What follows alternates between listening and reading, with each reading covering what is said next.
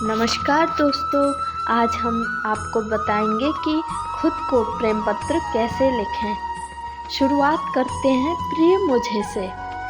प्रिय मुझे, यहाँ तक पहुँचने में काफ़ी वक्त लगा है, इस मुकाम तक पहुँचने में कि मैं खुद को लिख सकूं, एक आलोचक या दुश्मन की तरह नहीं बल्कि एक दोस्त की तरह, एक ऐसे इंसान की तरह जो प्यार, धैर्य और उस तरह की स्वीकृति का हकदार है जो मैंने हमेशा दूसरों को दी है। आज मैं यह पूछने के लिए नहीं लिख रही हूँ कि आप पर्याप्त प्रयास क्यों नहीं कर रहे हैं या आप समय पर अपने लक्ष्यों तक क्यों नहीं पहुँच पाए। मैं यह कहने के लिए लिख रही हूँ कि तुम काफ़ी हो, अभी बिल्कुल वैसे ही जैसे तुम हो। मुझे पता है कि ऐसा महसूस नहीं हुआ। आप एक ऐसी दुनिया में पले बड़े हैं जो आपको लगातार बताती है कि आपको कैसा होना चाहिए, कैसा जीना चाहिए, कैसे दिखना चाहिए और योग्य बनने के लिए आपको क्या क्या करना पड़ेगा, कितना बदलना पड़ेगा। इतने लंबे समय तक आपने उन आवाज़ों को सुना जो आपको नहीं सुननी चाहिए थी और आपने वही किया जो दूसरों ने चाहा। आपने उनकी आलोचनाओं को आत्मसात किया यह सोचकर कि काश मैं बस एक चीज़ को ठीक कर पाता तो शायद मैं पूर्ण महसूस करता। लेकिन सच्चाई ये है कि किसी भी तरह का सुधार या उपलब्धि आपको कभी प्राप्त नहीं लगी, क्योंकि आपने कभी इस सच्चाई को स्वीकार करना बंद नहीं किया कि आप पहले से ही कौन हैं। आत्मस्वीकृति की यात्रा। एक समय था, है ना, जब आप खुद को सिर्फ अपनी उत्पादकता से आंकते थे, जब हर पल उपलब्धि के तुरंत बाद एक आवाज़ आती थी जो पूछती थी अब आगे क्या। आपको लगता था कि आपको अपनी कीमत खुद अर्जित करनी होगी, यह मानते हुए कि प्यार और स्वीकृति पुरस्कार हैं, जन्मसिद्ध अधिकार नहीं। इसमें कोई आश्चर्य की बात नहीं कि आप थके हुए महसूस करते थे, हमेशा मान्यता की उस भावना के पीछे भागते रहते थे जो बस पहुंच से बाहर लगती थी। लेकिन फिर कुछ बदल गया धीरे धीरे। शायद वो पल था देर रात जब आपने खुद को आईने में देखा और महसूस किया कि आप कितने थके हुए लग रहे हैं, न सिर्फ शारीरिक रूप से बल्कि भावनात्मक रूप से भी। आप लगातार पर्याप्त ना होने की स्थिति में जीने से थक चुके थे और शायद पहली बार आपने खुद से पूछा, क्या होगा अगर मुझे इसे अर्जित ना करना पड़े? क्या होगा अगर मैं प्यार के लायक हूँ सिर्फ इसलिए कि मैं हूँ? उस प्रश्न ने सब कुछ बदल दिया। आगे जान लेते हैं एक नए तरह का रिश्ता। जो खुद से प्यार करना सीखना कोई रातों रात बदलाव नहीं था, यह अभी भी जारी है और यही ठीक है। आत्म प्रेम कोई मंजिल नहीं है, यह एक रिश्ता है, एक गहरी व्यक्तिगत निरंतर प्रक्रिया। आपने सीखना शुरू कर दिया है कि छोटी छोटी जीत का जश्न मनाना ठीक है। वे पल जब आप उत्पादकता की बजाय आराम को चुनते हैं क्योंकि आपके शरीर को इसकी ज़रूरत होती है। वे पल जब आप सीमाएं तय करते हैं तब भी जब यह असहज लगता है क्योंकि आप आखिरकार अपनी सीमाओं का सम्मान करने लगे हैं।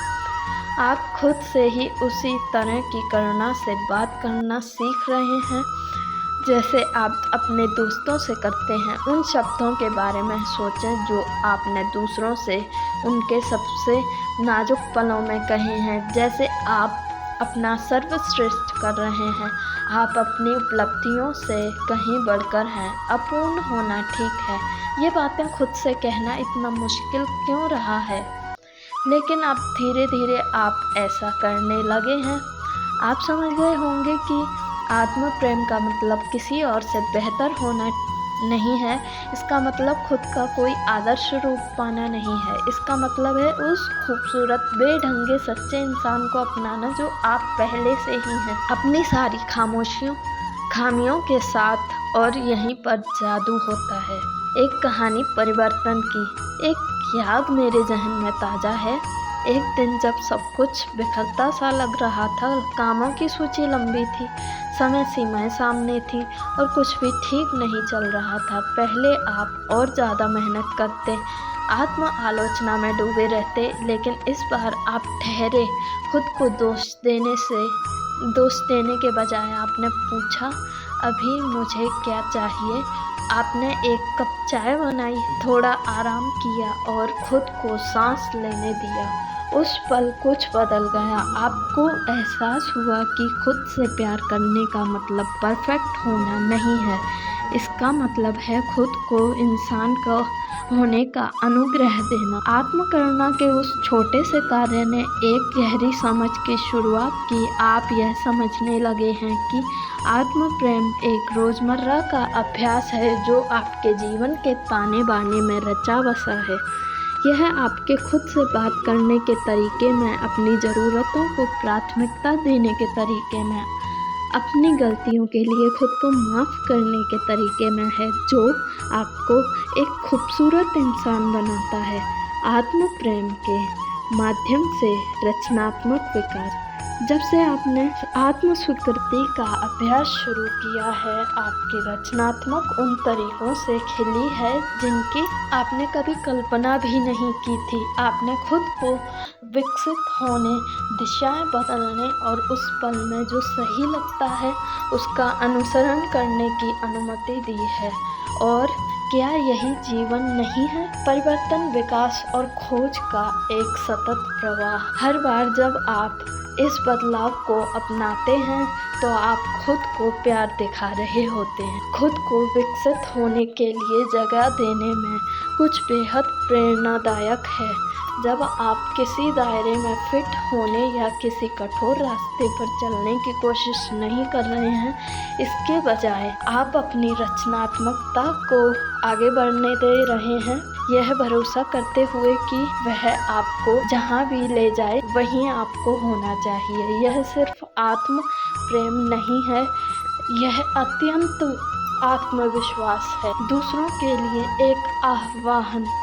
अगर आप इसे सुन रहे हैं और इन शब्दों में खुद को पहचानते हैं, तो मैं आपको एक बात बतानी चाहती हूँ, आप अकेले नहीं हैं। आत्म प्रेम और स्वीकृति की यात्रा हम सभी पर निर्भर करती है, लेकिन हम यह सभी के लिए अलग अलग होती है।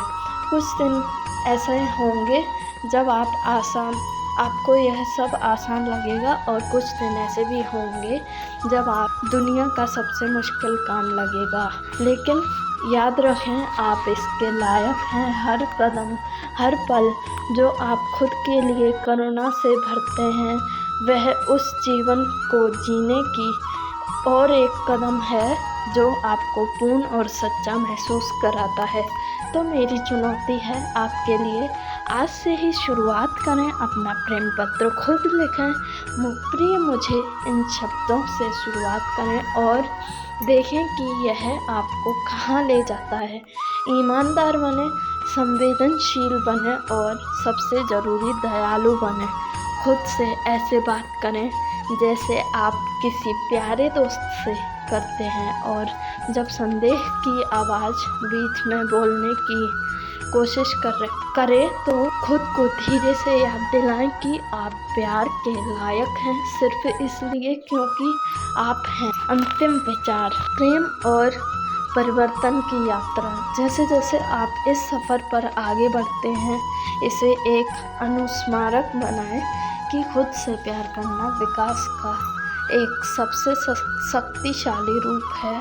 इसका मतलब किसी बाहरी मानक को पूरा करने के लिए खुद को ठीक करना, निखारना या बदलना नहीं है। इसका मतलब है कि आप जो हैं उसकी सच्चाई को यहीं अभी स्वीकार करना।